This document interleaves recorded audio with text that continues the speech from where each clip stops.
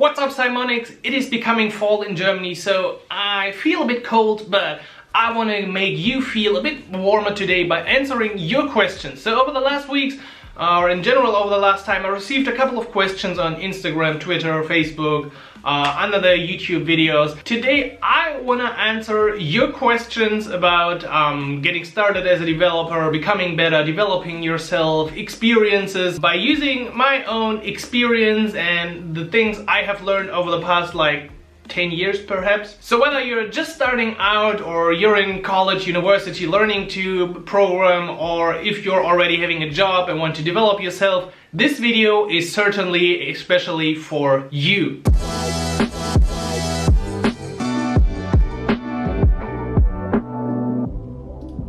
Okay, to start at the bottom, the very first question is, how do I get started?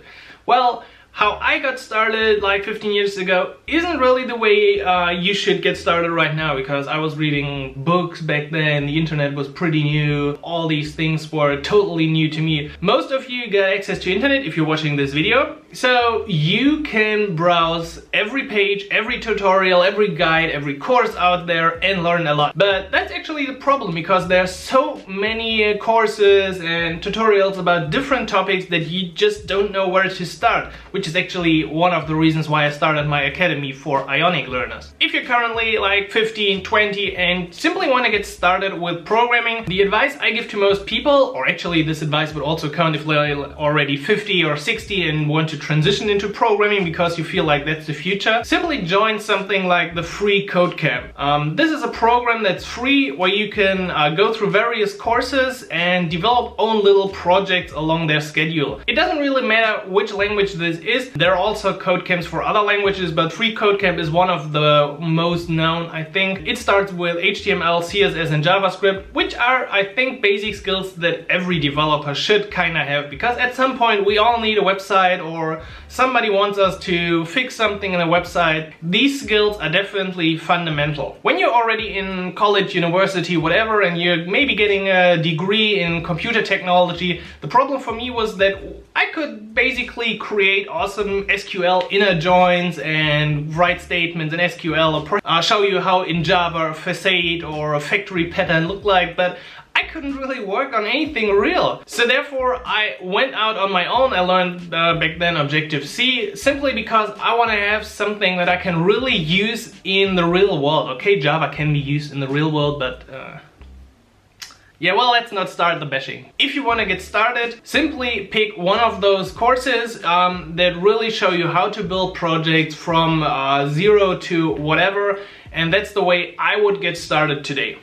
Now, the second question I receive quite a lot is, which language and which framework should I learn? This is a kind of sensitive topic, and I talked about this in one of the first episodes about which is the best framework today. Basically, there is no best, right? So for example, you're joining a company as a junior developer and all they're using is Xamarin. Well, why should I tell you that Xamarin is bad and you should learn definitely React or Flutter? That totally makes no sense. On the other hand, if you're not having a job and no skill with any language so far, I would definitely recommend to get started with JavaScript, simply because it's quite easy to pick up, but you can still transition into every other language at any point, of course.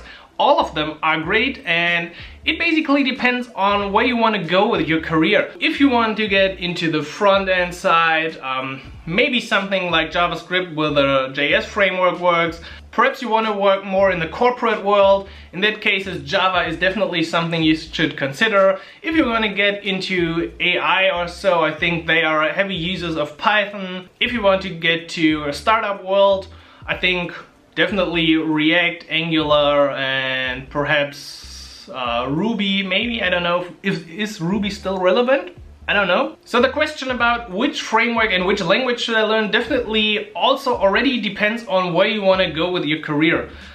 If you want to go to the front-end side, if you feel more comfortable in the back-end with the data processing, that is really something you have to answer for yourself before you pick any framework. If you want to prepare for a job, if you want to get into freelancing, skills for building websites, building mobile applications are definitely great, and there are a lot of ways to achieve this using Flutter, React Native, Ionic, Xamarin, NativeScript. or simply websites with just basic JavaScript, Bootstrap, that's totally fine. Make this decision about which framework you want to learn and which language you want to learn based on where you want to go. Question number 3. How much experience do I need for a job? Well, it depends. To be honest, in general, I think not too much. In most of the companies, you can get started as a junior developer, which basically means you know the basics of programming, you can write and help them, but you definitely need to learn something, and that's totally fine. So when I got started with my first company, I just came from university. I had only taught myself a bit Objective-C and now a bit of Java, but I told them upfront that I wouldn't go into the Java route, and that was fine then. So on the job, I then picked up Swift because it actually became the new standard pretty soon. I also picked up Angular and could work on the Angular projects. I learned a bit of Python so I could get into their Python projects.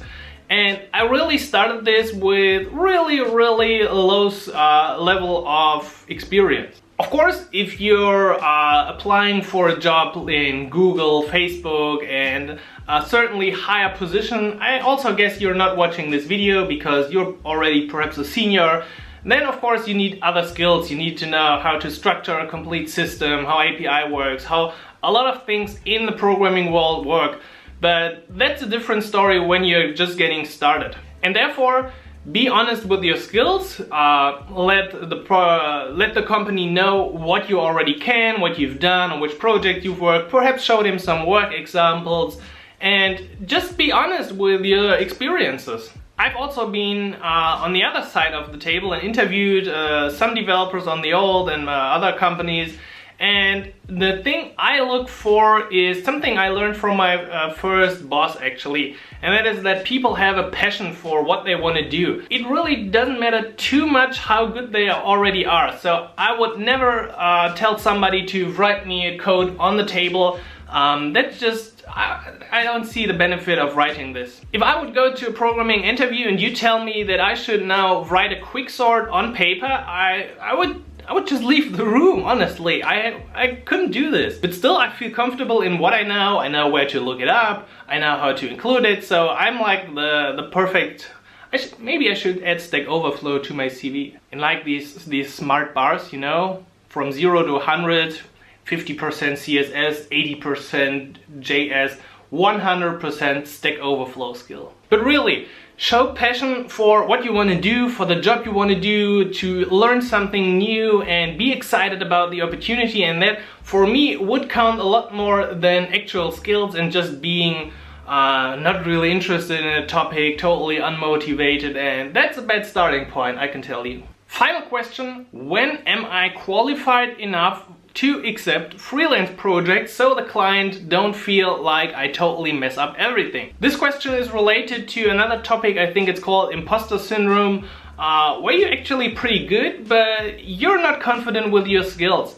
A lot of developers share this problem, and this is also a problem in other business areas, I would say, especially in the online, digital, whatever world where I mostly live. This is a very common phenomenon. And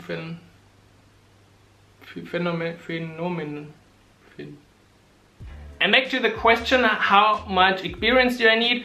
Well, if you feel comfortable, and you should assess really closely how comfortable you feel, and you shouldn't base this on the general idea that you're bad and you're not a good developer, because for most of the projects, basic skill set, understanding how things in this world work are actually enough. You always have to remember that the client that perhaps wants to hire you has a problem. He wants a website, okay? And if you can deliver the website, then that's fine, okay? There are certainly other projects where you already read upfront that the project requires a lot of different things that you don't have. So of course, don't apply for these projects. But otherwise, for general projects that look basic and you have the skills, why not apply if you want to get tried? There is no degree that you need to become a certified freelancer, or maybe there was on Upwork, but I think they removed these. Don't really need this. Show some projects, show work you've done. If it matches what the client wants, boom, there you go. Alright, so these were my questions, no, my answers to some of your questions.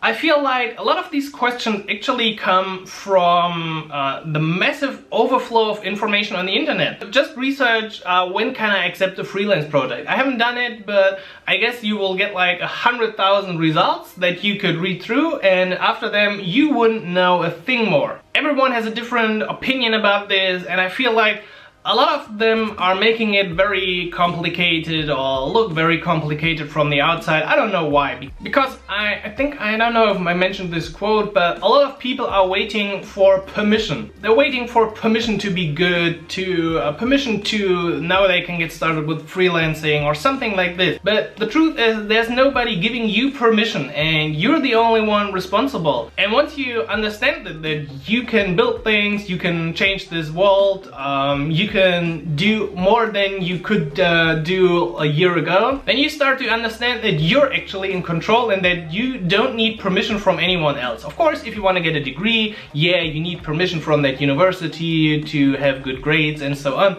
But in general, in the working field, you won't have to wait for permission, just go out and do it. And to wrap this up, this morning I read a great quote on Instagram. Let me share it with you. So this one comes from Reid Hoffman, and it says, "For many people, 20 years of experience is really 1 year of experience repeated 20 times." Okay, I hope you got this.